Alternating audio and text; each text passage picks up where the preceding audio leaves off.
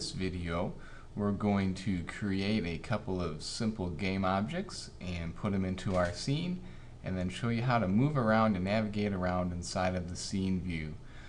So here again is our scene view, and we're in our custom default layout that we made in the last video. So if you haven't put yourself into this view mode, then go ahead and set it up this way so we're all the same and it makes a little more sense to you as I'm working through here. You can find things where I am finding them as well.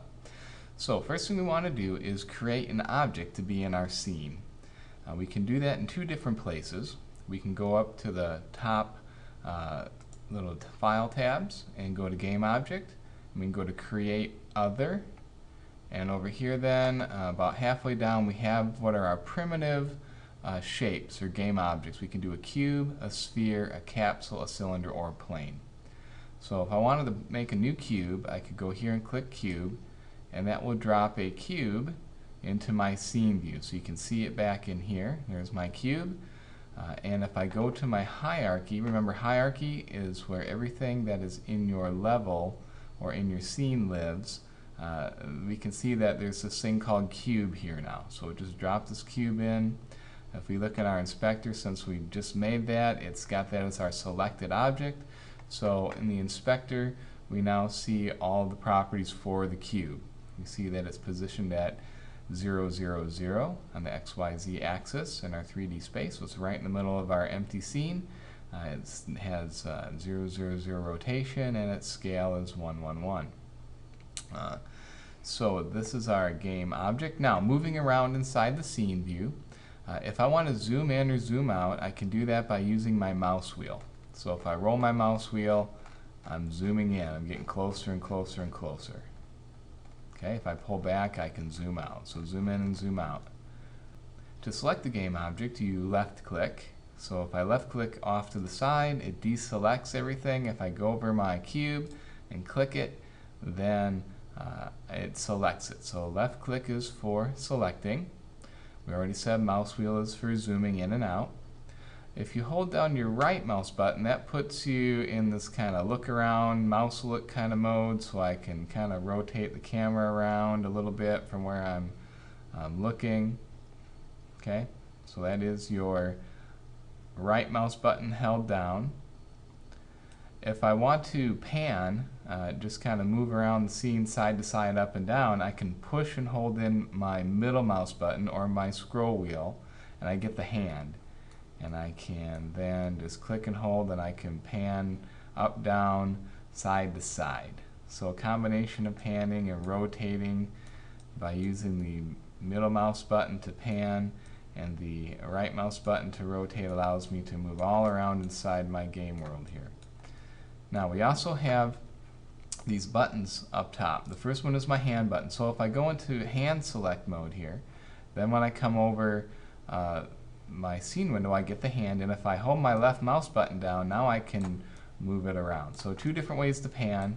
You can either use the pan button here and then left mouse button around, or you can always hold the middle mouse button or your scroll wheel down, and you can pan that way. The second button in is our move tool. This allows me to actually move where my game object is in the game space. So when I click that, you see I got two arrows here. The green one is always going to be Y, and red is always going to be X. So this is my Y axis and my X axis. And if I rotate my view a little bit here, you'll see that there's also a third one. Since this is a 3D world, we have 3 dimensions we move in. So we also have our Z. Z is always blue. So it's good to start memorizing those colors, what they mean. Y, green, X, red, Z, blue. Now, as I've been moving around in here and rotating, you see also this little 4 little arrow cone thing here. This is my transform gizmo. This tells me from which direction I'm viewing my scene. So right now, this would be in a perspective view. We can switch views by clicking on this. Right now, I'm looking at the back view. So I'm looking at from the back of the scene. If I click on the X here, that'll rotate it. Now I'm looking at it from the right side. I click the Z here, now I'm looking at it from the front. So it's always good to know which direction you're looking at things from. And when you are positioning multiple objects together, you'll find yourself switching between these views to line things up correctly in the 3D space. I can do a top-down view like this. So now I'm looking at things from straight up above. All right, back to our front view, and if you click in the middle, it'll put you, there you go, in the front view. And if I rotate it off, I go into, you know, different kind of view modes here. So here I am in my front mode, and I've got my X, Y, Z all set up here. Okay, so that's one cube in there. Now, if you've been looking in your game view, because the default main camera is looking at the 0, 0, 0 point in my 3D world space, you'll see that in my game view I can see my cube here as well. So this in game view is what the main camera sees. So if we're going to use our move tool here to move these around, let's say I want to move this on the X, well, I can just grab the X slider and I can slide it back and forth. Okay, same with the Y. I can move it up, I can move it down.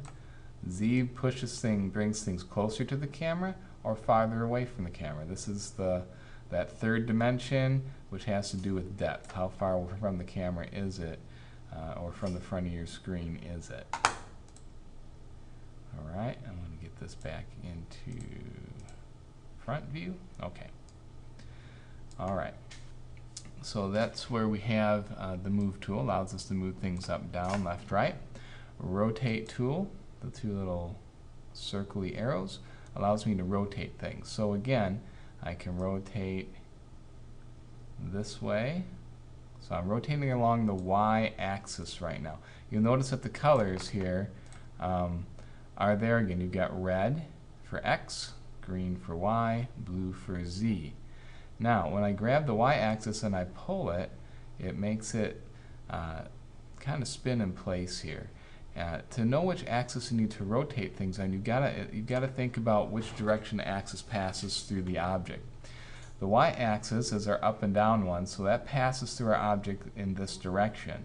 So if I grab that and I turn it, it makes it turn around that axis. So it's kind of like if I was to take and super glue a little handle along the Y-axis through this. So the handle will be sticking out of the top, and I took and grabbed that and turned it, which way my object turned. That's how you can kind of figure out which way to rotate things. So on the Y, if I put a handle coming out of the top of that box and turned it, it would turn it this way.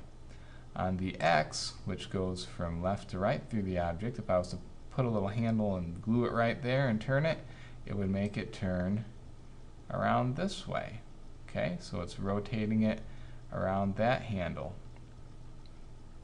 All right, and the Z goes from the front of the object to the back. So it's like gluing a handle right to the front of it, and that would cause it to rotate this way. So it takes a little bit of getting your head around when you're first starting out in a 3D program, but if you can make sense of how you would handle this object if it was in your hands and how it's oriented, then it makes some sense. Now you notice as I've been rotating this, and in my inspector all these rotation values here have been changing. So this is how much I've rotated it.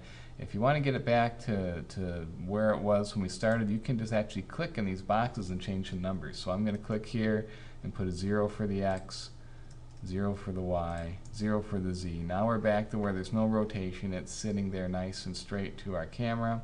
Again, same with our position. I can move this by putting numbers. I could put 10 here and it moves it off to where my camera can't even really see it anymore. It's off my field of view. You can also change these numbers by going next to it and you get the little two-headed arrow. Click and hold, and if I drag left or right, it also drags the object back and forth here as well. So if I want to put this back in the center, I just click in here, set it out to zeros again, and now it's right back at the center of our game world for our camera can see it, and it's not rotated, so it's in its 0, 0, 0 rotation mode. So that's moving and rotating. The last button up here is our scale button. Sometimes you may want to make an object bigger than another. So scaling allows us to do that. If I scale it on the X, I'm going to pull it along the axis, so I'm making it bigger. So now I'm making more of a rectangle instead of a cube. Okay, so that's the X. The Y is going to make it taller or shorter, so I could squish it down or pull it higher. And the Z does the same thing, just along the Z axis. So if I want to make it deeper or thinner, thicker or thinner, I can do it like that. And again, as I pull these, you'll notice over here in the XYZ scale box that the numbers are changing. This tells me exactly how much I've scaled it.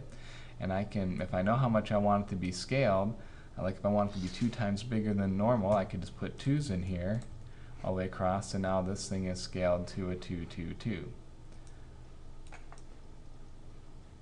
It's still a perfect cube, it's just scaled twice as large. I can go back to my 1, 1, 1, and now we're back to where we started. So those are your handles that you use to manipulate the objects and to navigate around inside of our scene.